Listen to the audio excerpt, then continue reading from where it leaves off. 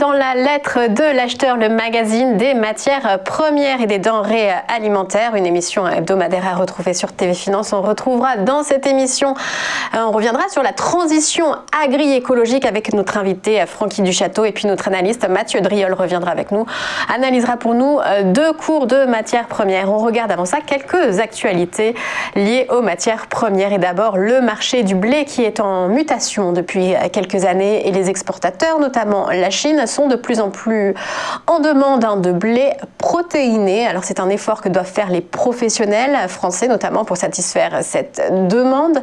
Les exportateurs français doivent aussi renforcer les contrôles phytosanitaires sur la marchandise.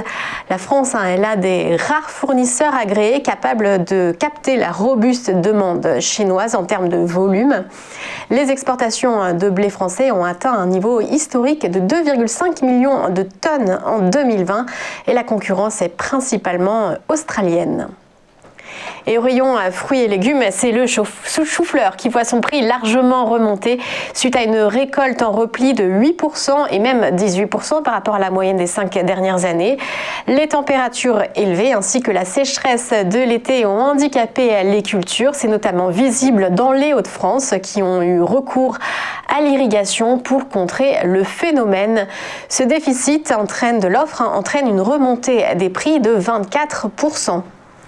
Et on finit avec l'Espagne, toujours en première place du podium de la production de bananes, cultivant et commercialisant 382 000 tonnes de ce fruit en 2020, soit plus de la moitié de ce que produit l'Europe en une année.